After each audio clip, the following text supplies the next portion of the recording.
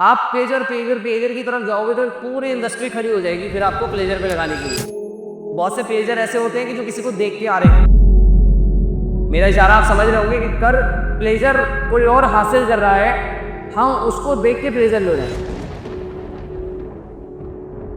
आपके नज़दीक हैप्पीनेस क्या है? डोपामाइन रश, मतलब नफ्स के हिसाब से, जैसी आपकी नफ्स। सबसे main cause social media comparison, कि ये बंदा जो कंपैरिजन की भीड़ में कूद गया ना, तो ये फंस गया। हर मोमिन की ख्वाहिश होनी चाहिए कि अल्लाह ताला जो मेरी ज़िंदगी का बेस्ट मोमेंट है, या आपको लगता है कि बस ये मेरा इलेकल है परफॉर्मेंस का, या मेरी अमल का, या मेरी अच्छाई का, या मेरे वर्च्यू, मेरे कैरेक्टर का, हाँ मुझे उठा लो। अल्हम्दुलिल्लाह सलातु वस्सलाम अला रसूलिल्लाह व आलिहि व सहाबिहि अजमईन, अम्मा बाद, फ़अऊज़ु बिल्लाहि मिनश शैतानिर रजीम, बिस्मिल्लाहिर रहमानिर रहीम, रब्बि इश्रह ली सदरी व यस्सिर ली अमरी वहलुल उक़दतम मिन लिसानी यफ़क़हू क़ौली। अस्सलामु अलैकुम व रहमतुल्लाहि व बरकातुहू। अल्लाह ताला कुरान मजीद में सूरह सजर की आखिरी आयत में इरशाद फरमाते हैं, या अय्युहतुन नफ्सुल मुतमइन्ना इरजी इला रब्बिकी राज़ियतम मर्ज़िया। अल्लाह ताला कहते हैं कि ए नफ्सुल मुतमइन्ना, लौट आ अपने रब की तरफ, तेरा रब तुझसे राज़ी और तू उससे राज़ी, या तू उससे राज़ी, तेरा रब तुझसे राज़ी। हम लोगों की हयात का या ज़िंदगी का मकसद भी कई हद तक यही है कि हम अल्लाह सुब्हानहू व तआला के पास उस कंडीशन में जाएं कि जब अल्लाह ताला हमसे राज़ी हों और हम अल्लाह ताला से। जब तक हम अल्लाह ताला से राज़ी नहीं और अल्लाह हमसे राज़ी नहीं है, अल्लाह ताला हमें जो है ना उस लायक, उस काबिल बनने के लिए उस कंपटीशन में, उस रेस में ज़रूर रखें। और जैसे ही वो मकाम हासिल हो तो हर मोमिन की ख्वाहिश होनी चाहिए कि अल्लाह ताला जो मेरी ज़िंदगी का बेस्ट मोमेंट है, या आपको लगता है कि बस ये मेरा इलेकल है परफॉर्मेंस का, या मेरी अमल का, या मेरी अच्छाई का, या मेरे वर्च्यू, मेरे कैरेक्टर का, हाँ मुझे उठा ले। तो अल्लाह से हमेशा यही सोच के दुआ करनी चाहिए कि जो बेस्ट फेज़ हो ना मेरी लाइफ का, हर एतबार से जो अल्लाह की नज़दीक मकबूल हो, पसंदीदा हो, अल्लाह उसमें उठा ले। तो आज जिस बारे में बात हो रही है कि जो राज़ी, हैप्पीनेस, ये जो खुशी है वो क्या है, द इल्यूजन ऑफ हैप्पीनेस पे हम आज बात कर रहे हैं। तो हैप्पीनेस एक बहुत सिंपल कॉन्सेप्ट है। अगर मैं, आप लोग सब बैठे हैं, बात करता हूँ तो आपसे पूछूं कि आप डिफ़ाइन करिए कि हैप्पीनेस क्या है। बताइए कौन बता रहा है हैप्पीनेस क्या है? जब आपकी लाइफ अकॉर्डिंग टू दैट आपकी हिसाब से आपकी ज़िंदगी आपके हिसाब से चल रही हो, लेकिन इसमें थोड़ा सा ये वेग है ना अभी कि आपका हिसाब क्या है। सबका हिसाब सब्जेक्टिव है ना, कोई कैसे भी सोच सकता है, और कोई किसी का दिमाग कहीं जा रहा हो है। डोपामाइन रश, मतलब नफ्स के हिसाब से, जैसी आपकी नफ्स, तो वही है नफ्स तो आपको बुराई की तरफ ही उभारेगी। तो आप वो हैप्पीनेस आपके हिसाब से हैप्पीनेस होगी, लेकिन वो एक्चुअल जो मीनिंग है हैप्पीनेस का वो उस पर खरी नहीं उतरती। तो अब जब हम इस इतने सिंपल कॉन्सेप्ट को भी अब बात करते हैं ना हकीकी मायनों में बयान करने की, तो इससे आइडिया लगता है कि जो कॉन्सेप्ट्स सोचने में या समझने में बड़े आसान हैं, उनको बयान करना बड़ा मुश्किल है हकीकी ज़िंदगी में। कि हकीकी ज़िंदगी में अगर खुशी ऐसी चीज़ है कि हैप्पीनेस तो सबको समझ में आता है कि हैप्पीनेस का मतलब क्या है, लेकिन जब हम उसको बयान करने आते हैं या हम चाहते हैं कि उसका कोई डेफिनेशन बयान की जाए, तो बड़ी मुश्किल हो जाती है। तो एक साहब हैं, फ़िलासफ़र हैं, जब एनलाइटमेंट का एरा था, उसकी जब शऊरी, समझ लीजिए जब वेस्टर्न यूरोप में, ये यूरोप कल्चर में एक शऊर आना शुरू हुआ, उस टाइम पे एक फ़िलासफ़र गुज़रा है, उसका नाम था जॉन स्टुअर्ट मिल। और लिबरल साइकोलॉजी आज भी बहुत सारी वहीं से आ रही है। वो लिबरल साइकोलॉजी का बानी भी कह सकते हैं आप उसको कई हद तक। तो उसने, जब उससे किसी ने पूछा कि भाई आपके नज़दीक हैप्पीनेस क्या है, तो उसने हैप्पीनेस की एक डेफिनेशन बताई। उसने हैप्पीनेस की एक डेफिनेशन ये बताई कि maximising pleasure and the absence of pain. उसने, मैं दोबारा रिपीट कर दूँ, maximising pleasure and the absence of pain is called happiness. तो आप में से कितने लोग हैं इस बात पे जो मुत्तफिक है कि भाई प्लेजर ज़्यादा हो और पेन ना हो, इसका मतलब बंदा हैप्पी है, ये हैप्पीनेस की स्टेट है। लेकिन इसमें इटसेल्फ एक प्रॉब्लम आती है। देखो अभी कितना इंटेलेक्चुअल आदमी है, लेकिन इसके साथ प्रॉब्लम ये है कि एम्पिरिसिस्ट का ये बंदा जो है एम्पिरिकल एविडेंस को मानने वाला है, लिबरल सोच का आदमी है। तो ये जैसे साइंस है हमारी, जो ऑब्जर्वेशन पे चलती है, जो चीज़ ऑब्जर्व कर पा रहे हैं वही हकीकत है। जो चीज़ नहीं दिख रही, जो चीज़ हम नहीं ऑब्जर्व कर सकते, या जो चीज़ हम स्केल नहीं कर सकते, वो चीज़ एग्जिस्ट नहीं करती। तो उसने डिफाइन कर दिया कि भाई हैप्पीनेस क्या है, कि जी प्लेजर को बढ़ाओ, जितना ज़्यादा प्लेजर आप अचीव कर सकते हो लाइफ में करिए, और तकलीफ ना हो, ये हैप्पीनेस है। लेकिन ये डेफिनेशन इटसेल्फ एक प्रॉब्लम है। भाई आप अल्लाह के रसूल की ज़िंदगी को देखेंगे तो आपको आइडिया लगेगा कि कितनी पेनफुल लाइफ थी, प्रॉब्लम्स ही प्रॉब्लम्स थी, लेकिन क्या वो हैप्पी थे या नहीं थे? हैप्पी थे। ठीक है, तो हैप्पीनेस जो है वो पेन, ऐसा नहीं है कि प्रॉब्लम नहीं है मेरी लाइफ में तो कोई प्रॉब्लम ही नहीं होगी तो मैं हैप्पी हूँ। आप लोगों की अभी तो शादियाँ होनी है, अल्लाह ताला जल्दी करा दे, लेकिन आप लोगों को ये पता होगा कि एक औरत जब प्रेगनेंसी से गुजरती है ना, तो पूरा साइकिल उसका पूरा इस ज़बरदस्त शदीद तकलीफ़ का जो है वो मंज़र होता है उस टाइम पे, या जो उस पे गुज़र रही होती है, वो इतनी तकलीफ़ में होती है कि वो बयान नहीं कर सकता। मतलब हम एज़ अ मेल उस चीज़ को फ़ील भी नहीं कर सकते। लेकिन आप ये देखेंगे कि वो उस पेन से उसे जो अचीव होता है वो क्या होता है, वो हैप्पीनेस होती है। और वो ऐसी खुशी है कि उस खुशी के लिए आप किसी औरत से पूछो क्या वो माँ बनना चाहती है, मतलब उसकी पहली ख्वाहिश यही है। अल्लाह ताला ने उसको फितरी इस तरह से डिज़ाइन किया है, तो उसका ये समझ में आता है कि पेन जो है वो ऐसा नहीं है कि आपकी ज़िंदगी में अगर तकलीफ़ नहीं है तो आप खुश होंगे, या आप सोचें कि आपकी लाइफ में अगर प्रॉब्लम नहीं है तो आप खुश हैं। अगर हम इस डेफिनेशन के हिसाब से जाएंगे तो बड़ा मसला हो जाएगा, क्योंकि इससे पहले जो एनलाइटमेंट इनकी वेस्टर्न है, उससे पहले कि अगर आप एरा पे जाओगे तो जो उस टाइम मज़हब थे, इस्लाम था, क्रिश्चियनिटी थी, ग्रीक लोग थे, तो आप अगर जब इन लोगों को देखोगे तो इनके यहाँ जो फ़लसफ़ा था ना खुशी का, उसके 2 पैरामीटर्स पे वो चीज़ों को लेके आते थे। तो वो हमेशा लिंक्ड होता था हैप्पीनेस किस पे, या तो मकसद पे, पर्पस पे, ठीक है, या वर्च्यू पे, किसी के जो कैरेक्टर की अच्छाई है, इन 2 चीज़ों पे हैप्पीनेस लिंक्ड होती थी। जैसे मैंने भी आपको बयान किया कि एक माँ है, उसके पेन का एक मकसद है, वो मकसद में उसकी खुशी है। वो इतना सारा जो सफ़र करती है 9 महीने, जो तकलीफ़ झेलती है, अल्लाह ताला ने इस्लाम में औरत का क्या मकाम दिया है आप लोग जानते हैं, वो इसी वजह से है। तो वो एक मकसद की वजह से तकलीफ़ झेलती है और उसके बाद उसको वो खुशी मिलती है। ठीक है, तो हमें ये समझ में आ गया कि भाई इन लोगों की जो सोच है, या ये कभी कभी सिंपल कॉन्सेप्ट जो होते हैं ना, इनको जब हम डिफाइन करने बैठते हैं तो ये सुनने में तो बड़े आसान लगते हैं, लेकिन इसकी डेफिनेशन में प्रॉब्लम आ जाती है कहीं ना कहीं जब हम उसको बयान करते हैं, क्योंकि ये हकीकी चीज़ है, इसको आदमी जीता है, समझ रहे हैं। तो अब हम जो मेन बात करना चाह रहे हैं, जिसकी तरफ अब धीरे धीरे बढ़ेंगे, अब इसमें क्या होता है कि जब आदमी प्लेजर की तरफ भागेगा अकॉर्डिंग टू स्कॉट में, तो सबसे बड़ा मसला क्या है कि जब आप प्लेजर की तरफ जाओगे तो पूरी इंडस्ट्री खड़ी हो जाएगी फिर आपको प्लेजर पे लगाने के लिए, जो हम लोग अपने इर्द गिर्द आज की डेट में देख रहे हैं कि पूरी इंडस्ट्री जो है वो प्लेजर को प्रोवाइड करने के लिए, फैसिलिटेट करने के लिए लगी पड़ी है। उसके तमाम टूल्स हमारे हाथ में हैं और हम लगे पड़े हैं वो प्लेजर को परसीव करने के चक्कर में। अब इसका जो एंड रिजल्ट है वो सबसे बड़ा क्या है कि इंसान गाफिल हो जाता है। इंसान के हाथ क्या लगती है, गफलत लगती है। भाई आप एंडलेस स्क्रॉलिंग कर रहे हैं मिसाल के तौर पे प्लेजर के लिए, या बहुत से प्लेजर ऐसे होते हैं कि जो किसी को देख के आ रहे हैं। मेरा इशारा आप समझ रहे होंगे कि कर प्लेजर कोई और हासिल कर रहा है, हम उसको देख के प्लेजर ले रहे हैं। तो इंसान जो है जब इस तरफ जाता है तो फिर वो एंडलेस, मतलब हद नहीं है जिसकी इंसान प्लेजर हासिल करता रहे, तकलीफ और गम से बचता रहे, लेकिन वो हकीकी ज़िंदगी से क्या होता है, बिल्कुल कट ऑफ हो जाता है और एक गफलत और एक गाफिल ज़िंदगी में आ जाता है। अल्लाह ताला कुरान में क्या फरमा रहे हैं, अल्लाह ताला ने फरमाया है कि it is he who makes one laugh and one weep, कि अल्लाह सुब्हानहू व तआला ने एक हंसी, एक खुशी और एक गम को पैदा किया। पैरेलली।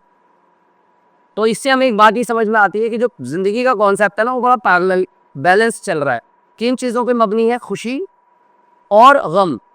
भाई आपके अंदर जितनी भी तासुरात आ रहे हैं, जो आपके अंदर ये अंदर एक खुशी का बम्बार्डमेंट हो रहा होता है, इसको निकालने के लिए भी तो एक ज़रिया होना चाहिए ना। तो वो जो खुशी है, लाफ्टर है, जो लाफ है, वो आपका वे आउट है। इसी तरह आपके अंदर जो जमा हो रहा है, जो चीज़ें हैं, जो अंदर तासुरात जमा हो रहे हैं नेगेटिव, उनको निकालने का तरीका क्या है? गम है। जब इंसान रोता है, गम अपना आउट करता है, उसका वे आउट है। अगर सोचो अल्लाह ताला ने इन दोनों में से सिर्फ एक ही चीज़ को पैदा किया होता, इंसान के अंदर गम निकालने का कोई रास्ता नहीं होता, तो उसके साथ क्या बीतती? या वो खुश होने के लिए उसके पास कोई टूल नहीं होता, तो वो कैसे अपनी खुशी को जाहिर कर पाता? तो अल्लाह ताला ने कुरान में वाज़ेह कर दिया कि हमने जो है वो एक लाफ और एक वीप जो है वो बनाई है, और इसी की तरह जो है ज़िंदगी इंसान की चल रही है। बट अब प्रॉब्लम क्या है कि वो हम लोग या जो भी ज़माने में लोग हैं, वो कोशिश ये करते हैं कि भाई किसी तरह हम जो तकलीफ़ है इससे बच जाएं और प्लेजर की ही तरफ अपना जो रुख करे रहें। ज़िंदगी में सिर्फ प्लेजर हासिल करें, पेन ना आए, तकलीफ ना आए। बस हम में से और आप में से तमाम लोग जो है, जैसे अभी हम यहाँ बैठे हैं, हमें पता चल रहा है कि यहाँ कंडीशन थोड़ी सख्त है, गर्मी की शिद्दत है, हमें फील हो रही है। तो हम में से बहुत से लोगों के जहन में बात आ रही होगी, यार एसी होता तो मज़ा ज़्यादा आता। लेकिन मेरा अपना मानना ये है कि एसी होता तो शायद मेरी बात उतनी इफेक्टिव नहीं लगती जितनी आप यहाँ से अब लेके जाएंगे, क्योंकि एसी के अंदर फिर आप कंफर्ट लेवल में चले जाते हैं, आप बात सुनते, हो सकता है झपकी भी लगे थे। तो अल्लाह ताला ने चीज़ों को इस तरह से बैलेंस किया हुआ है। अल्लाह ने कहा कि हमने इंसान को जो है ना, वो बड़ा इम्पेशेंट सा बनाया है, इम्पेशेंट क्रिएट किया है, जल्दबाज है। इंसान बहुत जल्दबाज है। जैसे ही उसके ऊपर कोई भी तकलीफ या कोई कैलेमिटी गिरती है ना, वो घबरा जाता है, वो स्ट्रेस में आ जाता है, बहुत टेंशन में आ जाता है। कोई भी परेशानी आई और वो टेंशन में आ गया, रास्ते में चल रहा, पेट्रोल खत्म हो गया, अब टेंशन आ गई, अब वो स्ट्रेस में चला गया। और जब उसके ऊपर जब कोई खैर गिरती है, जब उसके ऊपर कोई अच्छा वक्त आता है या उसके हाथ में कोई हैप्पीनेस लगती है, तो वो सोचता है बस यार इसको पकड़ के रखूँ, इसे कहीं जाने ना दूँ।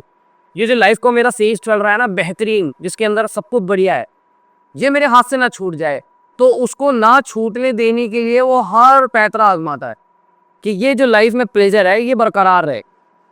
जैसे कि हम लोग हैं, हम लोग कोशिश ये करते हैं ना कि भाई जितनी तमाम हमारी चीज़ें हमारे को सुकून या सकीनत या प्लेजर दे रही हैं, अब ये हमारे साथ चिपकी रहे, इससे हम ज़रा सा इधर उधर ना हो। हम एसी में सो रहे हैं तो कोई ऐसा काम ना आ जाए कि इसकी वजह से हमें धूप में जाना पड़े। तो इंसान की जो फितरत है अल्लाह ने बता दी कि इंसान क्या है, एंशियस है, बहुत ज़्यादा इम्पेशेंट है, घबराया रहता है, बौखलाया रहता है, और जैसे ही कोई परेशानी इसके ऊपर गिरती है वो स्ट्रेस में आ जाता है। और जैसे इसको कोई खैर मिल जाती है, इसके खैर हाथ लग जाती है, तो सोचता है कि बस अब ये छूटे ना मुझसे, ये मेरे हाथ में लगे रहे। तो अब ये इंसान जब इस बेचैनी की ज़िंदगी में रहेगा, तो आप और हम जानते हैं कि हकीकी ज़िंदगी तो इससे बिल्कुल अलग है। कोई भी खैर जब आपके हाथ आएगी तो परमानेंट नहीं है, यह हम और आप सब जानते हैं। ये जवानी हमारी परमानेंट नहीं है, कोई भी चीज़, पैसा, भाई मिसाल के तौर पे एक रिसर्च मैंने पढ़ी थी, उस रिसर्च में बताया था कि एक बंदे के मिसाल के तौर पे 2 अरब की लॉटरी लग गई। अब सोचिए हम और आप जो बैठे हुए हैं, अगर हम सबकी 2 अरब की लॉटरी लग जाए तो ऐसा लगता है यार सारे काम हो जाने। मतलब पहला शॉट जहन में क्या आएगा, यार सारे काम हो जाने, 2 अरब लगे हाथ और सारे काम हो जाने। तो एक लॉन्ग रन स्टडी है, उन्होंने काफ़ी टाइम निकाल के इसको रिसर्च किया, तो उन्होंने बताया कि एक इंसान की अगर लॉटरी लग गई 2 अरब की, तो विद इन अ ईयर वो सेम उस पोजीशन में आ जाता है, उसकी जो कैफियत है वो वैसी हो जाती है कि जैसे जिसकी नहीं लगी, वो दोनों बराबर हो जाते विद इन अ ईयर। वो क्यों है? वो ये है, आप भी जानते हैं कि भाई जैसी लॉटरी लगेगी तो फिर 2-4 गाड़ियाँ तो निकलेंगी भाई। फिर थार क्यों आएगी? फिर तो जी वैगन आएगी। थार को अभी हम दिल मार के भाई थार को अभी हम लोग जितने सोच रहे हैं वो दिल मार के ही तो सोच रहे हैं ना, चल यार थार ही आ जाए। लेकिन जब 2 अरब आएगा तो फिर थार नहीं आएगी, फिर कुछ जी वैगन आएगी। जब 2-4 गाड़ियाँ ले लेगा आदमी तो फिर ट्रिप भी मारेगा। तो आपको क्या लग रहा है, 1 साल बहुत हद है? 1 साल के बाद आदमी सेम उसी पोजीशन पे आके खड़ा हो जाएगा जिस तरह अभी हमें।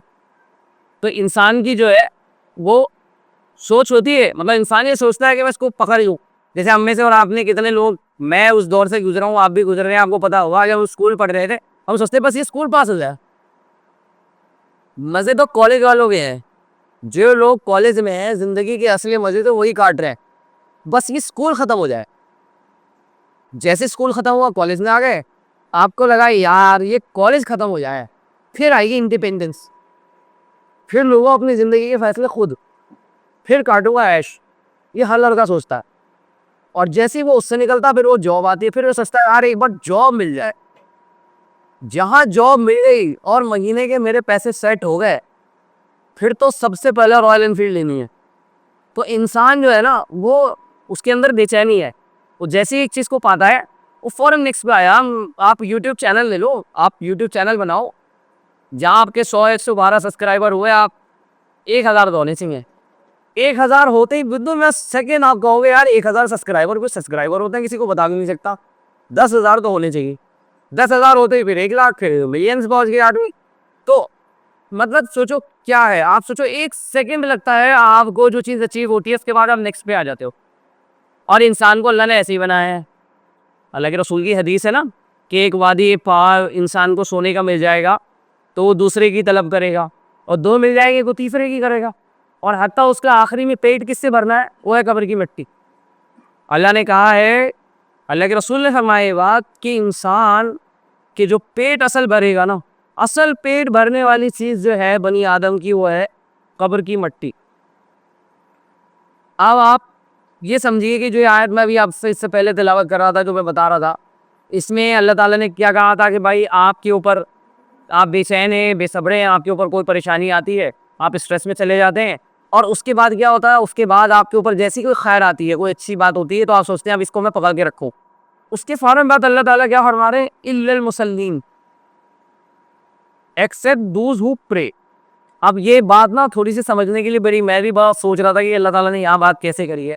तो जब आप तफसीर पढ़ते हैं, तफसीर पढ़ते हैं, आलिम को किसी सुनते हैं, तो समझ में आता है, जो वो वजाहत करता है कि ये बात ऐसी क्यों की गई। कि एक तरफ अल्लाह ताला कह रहे हैं कि इंसान बेसब्रा है, जैसे ही उसके ऊपर कोई परेशानी आती है वो स्ट्रेस में चला जाता है, उसके बाद फ़ौरन ही जैसे उस पर कोई खैर आती है तो सोचता है अब इस खैर को पकड़ के रखूँ, सिवाय उनके जो नमाज़ पढ़ते हैं। अब अल्लाह ताला ने यहाँ नमाज का जिक्र क्यों किया? यहाँ हज भी हो सकता था, या जिहाद की बात भी हो सकती थी, या रोज़ा सौम की बात हो सकती थी, लेकिन अल्लाह ने यहाँ नमाज की बात इसलिए करी है कि अल्लाह ताला आपको वो हकीकी मनाजिर जो है ना आपकी ज़िंदगी में, उनसे रूबरू कराना चाहते हैं। हय्या अलस सलाह, हय्या अलल फलाह, हय्या अलल फलाह। तो आप जब ये सुनते हैं आप समझ जाते हैं कि किस बारे में बात हो रही है। अल्लाह ताला ने आपकी जो तख्लीक की है, देखिए अब ये जॉन स्टुअर्ट मिल जो है, ये तो एक लिबरल आदमी है। ये आपकी जो खुलकत है जिस पे आपको ये देख रहा है, वो ये सोच रहा है कि आपकी क्रिएशन तो वो सिर्फ किस पे ले रहा है, जिस्मानी क्रिएशन ले रहा है, बॉडी। लेकिन हवा आप ये जानते हैं कि इंसान का सिर्फ जिस्म ही नहीं है, उसके साथ अटैच्ड एक रूह है। रूह और जिस्म का कॉम्बिनेशन है, जिसकी वजह से एक इंसान कहलाता है। अदरवाइज अगर इंसान सिर्फ जिस्म पे ही आ जाएगा तो हम में और जानवरों में क्या फ़र्क है। हमने पिछली बार कई गैदरिंग में डिस्कस किया नफ्स के बारे में कि एक इंसान ऐसा है कि जैसे जानवर, भूख लगी खाना खा लिया, किसी और चीज़ की ज़रूरत महसूस हुई वो हासिल कर ली, जिस्मानी कोई नीड्स फील हुई, अल्लाह ने फितरत पे रखा है, वो डिज़ायर पूरी कर ली है। तो इंसान जब तक इंसान नहीं है, जब तक उसके साथ रूह अटैच्ड नहीं है। बिना रूह के जिस्म के हिसाब से तो इंसान क्या है, सिर्फ एक जानवर की मानंद है। तो अल्लाह ताला ने ये बताया कि जो हकीकी इंसान है उसकी ग़िज़ा है रूह की, जो रूह की ग़िज़ा है वो नमाज है, वो अल्लाह की इबादत है। अब नमाज का अल्लाह ताला ने सिस्टम बनाया, आपको भी पता है कि 5 वक्त नमाज बनाया को जो डिज़ाइन किया गया है, 17 रकत पढ़नी है भाई। 17 रकत अल्लाह ने 6 कर दी। अब इसकी जो तरतीब है, फजर से शुरू होती है और ये इशा में ख़त्म होती है। तो ये नमाज अल्लाह सुब्हानहू तआला की क्या बड़ी बात थी कि भाई वो रात में ही सारी नमाज़ इकट्ठा कर देते कि भाई पूरे दिन तो तुम काम पे रहोगे, फिर ज़िंदगी का देखिए इंसानियत के जो मामूल है वो तो ऐसे ही चल रहा है ना, सुबह उठे, काम किया, थक हार के रात में घर आए, फिर सो गए, तो सोने से पहले नमाज़ पढ़ ली। तो अल्लाह ताला चाहते तो भाई सारी नमाज़ों का सिलसिला ऐसा रखते कि भाई रात में एक वक्त पढ़ लो, या सुबह में सारी घर से पढ़ के चलो, कि सारी नमाज़ें एक साथ घर से पढ़ के चलो, पूरे दिन कोई नमाज नहीं। अब नमाज जब आपके दिन में काम के दौरान, कॉलेज के दौरान, स्कूल के दौरान आती है, तो आपको जो है वो तकलीफ होती है थोड़ी सी, कि आपका जो एक रूटीन, एक जो चल रही चीज़ें होती है सिस्टमेटिक वे में, उसके बीच में नमाज आ जाती है, ज़ोहर में, असर में, मगरिब में। तो अल्लाह ताला आपको उस हकीकत से रूबरू करा रहे होते हैं कि तुम्हारा जो जिस्म है ना, खाली ये अगर इसके हिसाब से चलोगे तो तुम तो बर्बाद हो जाने हो। तो ये जो रूह की ग़िज़ा है, ये आपको मांगती है कि भाई लाओ। इसकी फुलफिलमेंट है जो नमाज के ज़रिए हमें हासिल होती है। जब बंदा नमाज पढ़ता है तो उसे एहसास हो जाता है कि हाँ भाई, अल्लाह जो है इन द एंड मेरी तस्कीन अल्लाह की रज़ा में है। ये मेरा सुकून, मेरी इत्मीनान जो है वो अल्लाह की रज़ा में है। क्योंकि आप ये समझ लीजिए कि हम कितना भी भाग दौड़ कर लें, हम ये समझ में आ ही जाता है हमें इन द एंड, या आप किसी भी बुज़ुर्ग के साथ जब बैठ के गुफ्तगू करेंगे और आपके पास जो एक बिना मालूम, मतलब बिना क्वेश्चन करे कुछ आंसर्स आपको मिल रहे होते हैं उसकी सोबत से, तो आपको समझ में आ रहा होता है कि यार इन द एंड जो है ना, वो सुकून जो है वो अल्लाह की रज़ा में ही है। चाहे आप कितनी भी भाग दौड़ कर लें, जब जिस्म थक जाएगा, जिस्म किस लायक ही नहीं रहेगा, रूह तो ताज़ा रहेगी। रूह जो है आपकी वो वैसे ही रहेगी। रूह पे तो कोई ऐसा नहीं है कि वो मर जाएगी, जिस्म मर जाना है। तो जब रूह थक हार जाती, वो जिस्म थक हार जाता है, तो रूह एंड में क्या होता है कि उसकी वही इत्मीनान होता है कि भाई नमाज़ पढ़ो। तो आप देखते हैं बुजुर्ग घर से जा रहे हैं, नमाज़ पढ़ रहे हैं, घर आ रहे हैं, घर जैसे निकल रहे हैं, नमाज़ पढ़ रहे हैं, घर आ रहे हैं। तो वो उनकी रूह की ग़िज़ा चल रही होती है कि जिस्मानी उनकी नीड सब खत्म हो चुकी है। तो अल्लाह ताला ने ये सिस्टम को ऐसे ही रखा है। अल्लाह ने हम लोगों को जो है वो नमाज से जोड़ने के लिए इसी वजह से कहा कि भाई असल कामयाबी, ये असल जो पर्पस है तुम्हारा, उसमें, वरना ये जो खला है ना हमारे अंदर, ये एम्प्टीनेस है, ये फुलफिल नहीं हो सकती किसी भी चीज़ से। आप देखिए दुनिया के बड़े बड़े जो रिवर्ट हैं, या बड़े बड़े ऐसे लोग आपको मिलेंगे, उनके इंटरव्यू मिलेंगे, उनकी खुद बयानियाँ मिलेंगे, जो ये बताते हैं कि हमने ज़िंदगी कितनी अय्याशियों में काटी है। मतलब वो अय्याशी जिसका तसव्वुर भी हम और आप नहीं कर सकते।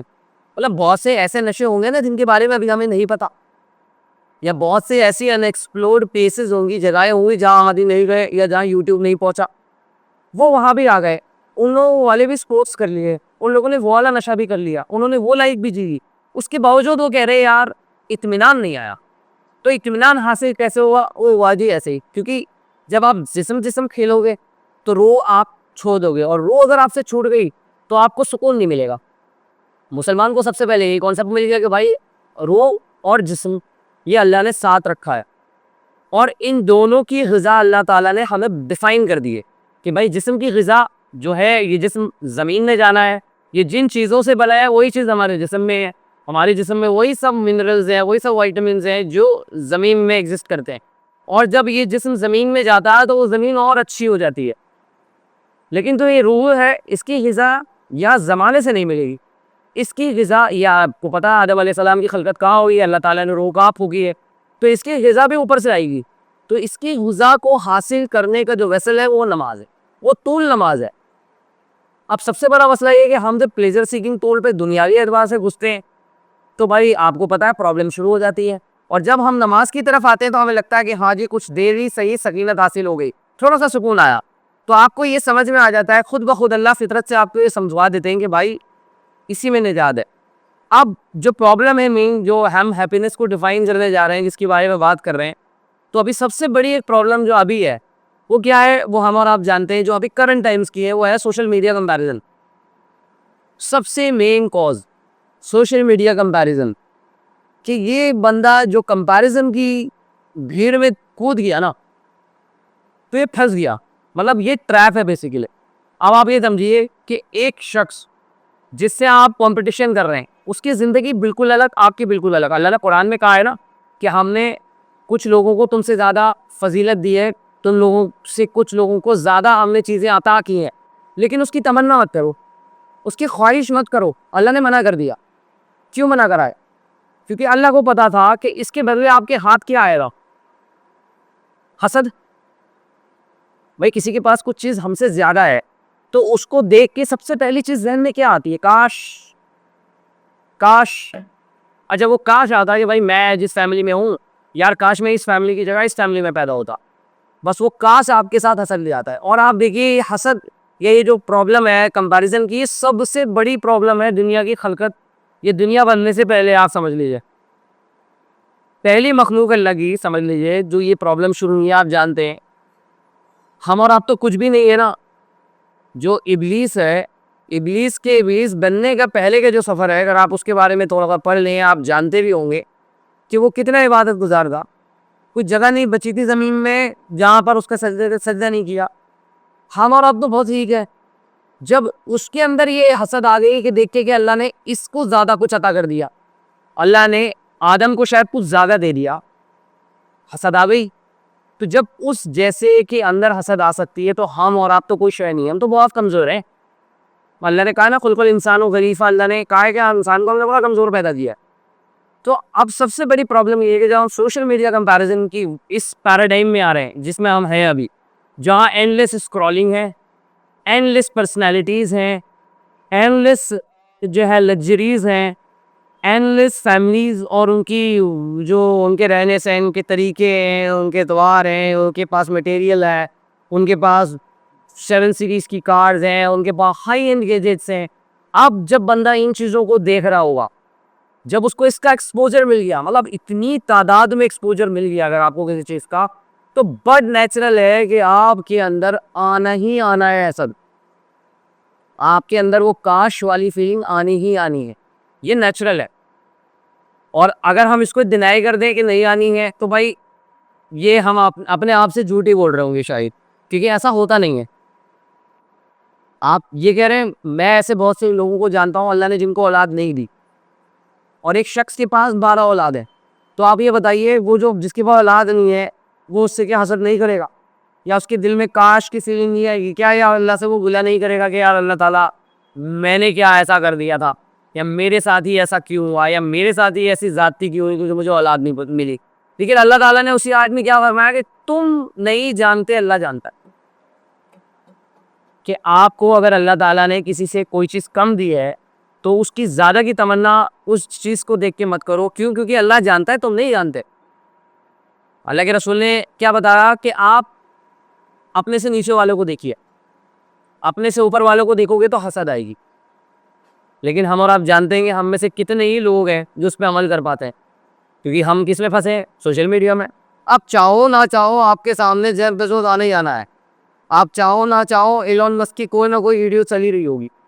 और जब उसकी वीडियो चल रही होगी और आप उसकी टेस्ला देखनी होगी तो आपका तो दिमाग खराब हो जाना ही है कि यार मेरी वैगन आर, इसकी क्या वैल्यू है। तो अल्लाह ताला ने आपको क्या बताया कि उसकी तमन्ना मत करो। और अब ये बंदा जो इत्मीनान है ना, ये जो हैप्पीनेस है बेसिकली, ये वो इत्मीनान हैप्पीनेस है, ये अचीव कैसे होगी। ये ऑटोमन एम्पायर में एक स्कॉलर थे, उनका नाम मेरे जहन में नहीं आ रहा है क्योंकि बहुत ट्रिकी सा नाम है। मतलब वो इंसान अगर लिटरली पढ़ने भी जाएगा ना तो उसका प्रोनाउंसिएशन शायद सही ना कर पाए। उन्होंने कहा, मतलब उन्होंने एक डेफिनेशन दी थी, थोड़ी मैं समराइज कर दूँ उसे। तो उन्होंने फरमाया कि हैप्पीनेस, ट्रू हैप्पीनेस क्या है कि एक इंसान का जो अपना वजूद है, उस वजूद के अंदर उसको गिवन सर्कमस्टांसेस जो उसको दिए गए हैं, जो हालात उसके साथ है मौजूदा हालात में, वो अपने रब को राज़ी कर ले और उससे राज़ी हो जाए, वो हैप्पीनेस है। मतलब आप जिस स्टेट में भी हैं, अगर आप इस स्टेट में अपने रब को राज़ी कर पा रहे हैं और ये जानते हैं कि आपका रब आपसे राज़ी है, आप खुश हैं, ये है वो स्टेज जो बिल्कुल मुख्तलिफ है। और ये हर शख्स की मुख्तलिफ है, क्योंकि अगर अल्लाह ताला कोई पैरामीटर फिक्स कर देते ना कि भाई ये हैप्पीनेस है, और अल्लाह ने बनाया सबको मुख्तलिफ है, मतलब इस लेवल पे मुख्तलिफ बनाया कि हमें और आपको, मुझे नहीं पता कितना, मेरे लिए बड़ी हैरत अंगेज़ बात थी। मैंने अभी एक पॉडकास्ट देखी थी कुछ दिनों पहले, उसमें एक डॉक्टर सर्जन था, वो स्पेशलिस्ट था इंटेस्टाइन का, इंटेस्टाइन को की सर्जरी करता था, वो स्पेशलिस्ट था। और वो साथ में रोबोटिक्स का कुछ कोर्स करने बाहर जा रहा था कि रोबोट के साथ मिलके वो कैसे सर्जरी करता है। तो हमें और आपको सबको पता है कि ये जो हमारे फिंगरप्रिंट है, ये अल्लाह ताला ने ऐसे बनाए कि दुनिया में किसी का किसी से मैच नहीं करता। ये हम सबको पता है। रेटिना, हमारी आँख, आई बॉल ऐसी है कि किसी से किसी की मैच नहीं करती। आपको पता है इंटेस्टाइन किसी की किसी से मैच नहीं करती। उसने बताया कि जो इंटेस्टाइन जो वो ऑपरेट करके खोलते हैं, तो जो रोबोट है ना वो खोलने में मदद करता है। तो कह रहे हैं कि जो इंटेस्टाइन अंदर हमारे फिट है ना, वो मैच नहीं करती, सबकी डिफरेंट है। तो अल्लाह ताला ने जब इंसान को इतना मुख्तलिफ बनाया, तो जो हैप्पीनेस का पैरामीटर अगर अल्लाह ताला वो एक कर देता तो कितनी बड़ी प्रॉब्लम क्रिएट इटसेल्फ हो जाती कि भाई खुशी का जो पैरामीटर या करीना हुई है और हम सब मुख्तलिफ कंडीशंस में हैं, अब ये अचीव कैसे होगी। भाई एक की सैलरी 2 लाख रुपए महीना, एक की सैलरी 20,000 रुपये महीना, खुशी का पैरा एक कैसे हो जाएगा। बड़ी लॉजिकल सी बात है। तो अल्लाह ताला ने ये बता दिया कि जो नफ्स मुतमइन्ना क्या है, जो अल्लाह से राज़ी और अल्लाह उससे राज़ी, बस ये है हैप्पीनेस, ये है कॉन्सेप्ट ऑफ हैप्पीनेस। तो जो ऑटोमन एम्पायर के जो जो स्कॉलर थे, उन्होंने ये समझाया कि आपका जो वजूद है, आप जिस जगह पे अभी आप, मतलब इसका ये मतलब नहीं है कि आप लोग अब या आपके अंदर जो है कॉम्पिटेंसी कम हो जाए, कि आप परफॉर्म ना करो, कि भाई मैं तो हूँ जहाँ और ठीक हूँ, मैं मेरी सैलरी 20,000 है तो 50 मिले मैं एफर्ट ना करूँ। ऐसा नहीं है कि किसी का बिजनेस अगर 20 लाख रुपए साल का है तो वो 1 करोड़ रुपए साल का ना करना चाहे, इसका ये हरगिज़ मतलब नहीं है। परफॉर्म तो आपने करना है, लेकिन परफॉर्म करने के जो पैरामीटर है वो अल्लाह ने बता दिया। अल्लाह ने कुरान मजीद में सूरह तकासुर में क्या फरमाया है, अल्हाकुमुत तकासुर हत्ता ज़ुरतुमुल मकाबिर, कि ये जो कंपटीशन है दुनिया का, ये तुम्हारा जो है मतलब ये ख़त्म नहीं हुआ ज़िंदगी में, हत्ता कि तुम कब्र में उतर आए। और फिर वही हदीस अल्लाह के रसूल की कि पेट जो है ना वो कब्र की मिट्टी ने भरना है। तो ये जो दुनिया का कंपटीशन है ये तो कभी ख़त्म नहीं होगा, ये तो एंडलेस है, ये एंडलेस है। तो अब समझदार आदमी कौन है, जो अपने आप को उस स्टेट में ले आए कि जिसके अंदर वो मुतमईन हो जाए। कैसे? कि जो वो परफॉर्म कर रहा है अल्लाह उससे राजी हो गया और वो अल्लाह से राजी हो गया। भाई आप ये देखिए, अबू बकर सिद्दीक रजी अल्लाह अन्हु कितनी बड़ी मिसाल है। वो क्या कहते हैं कि मैं चाहता हूँ कि जो मैं माल अल्लाह की राह में खर्च करता हूँ, नबी अलैहिस्सलाम ऐसे खर्च करें कि जैसे से उनका माल हो, और मुझे हमेशा अल्लाह ऊपर देने वाला रखे। मतलब आप ये देखिए, देना कितना पसंद है, देना इंसान को कितना पसंद है, अल्लाह ने इसकी फितरत को कैसा बनाया है। लेकिन हम चल किस तरफ रहे, रैट रेस में हम किस तरफ चल रहे हैं, हासिल करने में। हम रिसीवर है ना, हम रिसीव करने में लगे पड़े हैं, जबकि हमें पता है कि जो बेस्ट स्टेट क्या है वो है जब आदमी देता है। कि खाना, जितने शौक से इंसान खाना खा रहा है ना, आप यकीन मानिए किसी भूखे को खिला के देखिए, आपको वो खाना खाना उससे ज़्यादा अच्छा उसे खिलाना लगेगा। ये बिल्कुल नेचुरल बात है, फितरी बात है। इसके लिए आपको कोई आलिम फाजिल कोई मुफ्ती दो बनने की ज़रूरत नहीं है। ये आप as a layman, as a student, as a working professional बहुत आसानी से समझ सकते हैं कि एक चीज़ जिसकी तलब आपको होती है ना, कि जब आपको दिल हो बिरयानी का, वो बिरयानी मिल जाए, और इसी तरह वही सेम बिरयानी आप उसको खिला दें जो भूखा है, वो आपको खा के उतना मज़ा नहीं आना जितना उसको खिला के आना, क्योंकि इंसान को अल्लाह ने बनाया ऐसा। अब प्रॉब्लम ये हो रही है कि जब हम प्लेजर को कहीं और से हासिल करने की कोशिश कर रहे हैं, ले के जमा कर करके, तो हमें सुकून नहीं आ रहा, इत्मीनान नहीं आ रहा, क्योंकि इत्मीनान अल्लाह ने रखा था देने में। आप सादी अबू बकर सिद्दीक रज़ी अल्लाह अन्हु को देख लीजिए, अबू बकर सिद्दीक रज़ी अल्लाह अन्हु को देखिए, और उमर बिन खत्ताब रज़ी अल्लाह अन्हु को देखिए। दोनों सहाबी, अल्लाह ने दोनों को कुरान में क्या कहा कि हम इनसे राज़ी हैं, अल्लाह से राज़ी, हम इनसे राज़ी। हम रज़ी अल्लाह अन्हु कहते हैं ना, इसका मतलब अल्लाह उनसे राज़ी। लेकिन अबू बकर की स्टेट देखिए और उमर की स्टेट देखिए, दोनों की कंडीशन डिफरेंट है, उनकी क्वालिटीज़ डिफरेंट है, उनके मकाम डिफरेंट है, उनके अचीवमेंट्स, उनके इनपुट, उनका लाइफस्टाइल, उनकी पोजीशंस, हर चीज़ अल्लाह ने मुख्तलिफ रखी है, लेकिन अल्लाह दोनों से राज़ी है। ऐसे तमाम सहाबियों के साथ है। तो इससे तो समझ में आ गया हम लोगों के, हम हैं तो मुख्तलिफ, लेकिन जो स्टेट ऑफ हैप्पीनेस है वो अचीवेबल है। वो अचीवेबल जब ही है कि जब हम अल्लाह को राज़ी कर लें और अल्लाह हमसे राज़ी हो जाए। और वो कैसे होना है हमें पता है, हमें ये सब पता है कि वो कैसे राज़ी हो गए। भाई आज सोशल मीडिया कंपैरिजन का जो मुद्दा था, जो मैं लाया इसी वजह से था कि ये आपको उस जगह पे डाल दे रहा है जहाँ पे आप एंडलेस प्लेजर को अचीव करने में लग जाते हैं। तो जब वो एंडलेस प्लेजर को आप अचीव करने में लगोगे ना, तो उसकी जो मियाद है ना वो बड़ी छोटी है। मिसाल के तौर पे आपका फ़ोन ख़राब है और एकदम आपने सोशल मीडिया पे देखा कि जी नया आईफोन लॉन्च हो गया, अब आप पुराना आईफोन अब आपको बुरा सा लगने लगा। उसी वक्त से, फ्रॉम दैट मोमेंट आपको वो आईफोन बुरा लगने लगा, आपका 16 बेकार हो गया 17 देखते ही। तो इसकी वजह से क्या होगा कि आप जो प्लेजर में जाना चाह रहे हो, उस प्लेजर की वजह से आपको अननेसेसरी का स्ट्रेस मिल जाना है। लेकिन अल्लाह ताला ने क्या कहा कि जब आप इस बात पे इत्मीनान कर लोगे कि ये जो मेरे पास है ये बेस्ट है, क्योंकि मेरे इससे ज़्यादा की नीड नहीं है, या ऐसा कोई एक्स्ट्रा फीचर उसमें नहीं आ गया नया जो मैं इसमें यूज़ नहीं कर सकता। जब आदमी अपने आप को यहाँ पे सेटल कर लेता है तो उसकी ज़िंदगी में सुकून आ जाता है, फिर वो बेचैनी से पाक हो जाता है। जब 16 आईफोन 16 वाला ये बात सोच लेगा कि 17 में कोई ज़्यादा फ़र्क नहीं है, उसका दिल एकदम मुतमईन हो जाता है अपने आप। लेकिन हम लोग ज़िंदगी के तमाम फैसलों में ऐसा करते नहीं हैं, क्योंकि फितरत हमारी अल्लाह ने ऐसी रखी है कि ज़ाहिर सी बात है शॉर्ट टर्म सोचते ही शॉर्ट टर्म है। अगर लॉन्ग टर्म सोचने लगे तो फिर हम तो जन्नत ही प्लान कर रहे होते ना। जन्नत प्लान नहीं कर पाते, कैपेसिटी है लेकिन उतने दूरअंदेश नहीं है, इसी वजह से आजमाइश में है अल्लाह की, कि अल्लाह ने फितरत में हमारी जान की वो चीज़ें रख दी हैं कि जिनकी तरफ हमारा दिल लपकता है, लेकिन कैपेसिटी है कि हम जन्नत तक जाएंगे, लेकिन वो बीच में आजमाइश की वजह से हम फंसे। तो सबसे मेन चीज़ यही है कि जो समझने की है कि स्टेट हैप्पीनेस की वो है कि जिसके अंदर आप अपने वजूद से बेस्ट परफॉर्म करिए, अल्लाह को राज़ी कीजिए और अल्लाह आपसे राज़ी हो जाए और अल्लाह उस स्टेट में हमें और आपको उठा ले। ये सबसे बेहतरीन जो है वो इंसान की ज़िंदगी है, क्योंकि इंसान की हयात का मकसद ही यही है कि अल्लाह को राज़ी करिए। हमारी और आपकी एक मुसलमान की ज़िंदगी का मकसद क्या है? वो यही है कि अल्लाह राज़ी हो जाए, और अल्लाह राज़ी हो जाएगा आपसे, लेकिन अल्लाह से आप भी राज़ी हो, ये भी शर्त है। ऐसा नहीं है कि अल्लाह से आप राज़ी हो, अल्लाह आपसे राज़ी हो गया तो आप अल्लाह से राज़ी नहीं हुए तो चलेगा। अल्लाह से राज़ी होना शर्त है भाई। शुक्र की जो स्टेट है ना वो शर्त है, क्योंकि बताया ना आपको कि पहले के जो लोग थे उनके यहाँ हैप्पीनेस के पैरामीटर पे दो चीज़ें थी, वो लिव्ड थी या तो खैर के साथ, कि शर के साथ जो है वो खुशी नहीं आएगी।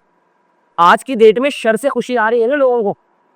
भाई एक सीरियल किलर है या एक चोर है, मिसाल के तौर पे एक चोर है जो high profile high and luxury cars चुराता है, तो उसका प्लेजर उसमें है। वो जैसे जैसे बड़ी बड़ी सी गाड़ियाँ चुराने लगता है उसका प्लेजर उसमें आ रहा है। तो वो जो हैप्पीनेस है, अगर हम जॉन स्टुअर्ट के हिसाब से चलेंगे साहब के, तो फिर तो जो प्लेजर उसको अचीव हो रहा है वो तो शर से हो रहा है, तो खैर से तो अचीव नहीं हो रहा है। लेकिन पहले के लोग क्या कहते थे कि जो जो प्लेजर ये जो हैप्पीनेस है वो लिंक्ड किससे? खैर के साथ, कि भाई खैर के साथ ही जो है प्लेजर अचीव होगा या हैप्पीनेस अचीव होगी। तो सबसे ज़रूरी इस बात का है कि मोमिन के साथ तो अल्लाह ताला ने मामले बहुत वाज़े कर दिए हैं कि भाई ये आपका ट्रैक है, ये वो ट्रैक है जिस पे गुमराही मिलनी है, डिसाइड हमें करना है। तो उस डिसाइड करने के लिए अल्लाह ने क्या किया? नमाज एक टूल है जिसकी वजह से तुम हकीकी ज़िंदगी से जुड़े रहते हो। अगर अब आपसे कोई पूछे हैप्पीनेस क्या है तो आप फट से कह दोगे नमाज, नमाज खुशी है, क्योंकि आपके ये जब वो टाइम बड़ा अच्छा हो जाता है ना, आप सब भूल जाते हो, अल्लाह के करीब हो जाते हो और इत्मीनान लगता है, सुकून लगता है। देखो सोचो हम लोगों की नमाज कैसी नमाज है, मतलब टूटी फूटी नमाज, हम यही तो कह सकते हैं।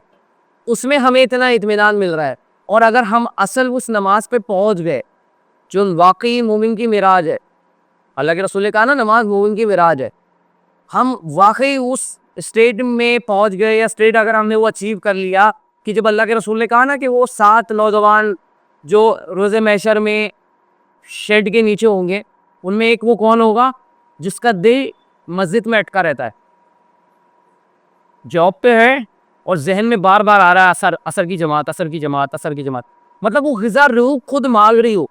जब हम वो स्टेट अगर हम अचीव कर लें कि आप समझ लो आप बेस्ट स्टेट में आ गए, वो नमाज आपकी कितनी बेहतरीन नमाज होगी। अभी तो हमारी वैसी नमाज नहीं है, हम तो अभी ज़बरदस्ती पढ़ते हैं कि भाई एक ड्यूटी पूरी करनी है, भाई 2 रकत पूरी करनी है, फ़र्ज़ है मेरे ऊपर, अल्लाह मेरा इतना साथ देता है मैं भी ये कर लूँ, कम से कम यही कर लूँ।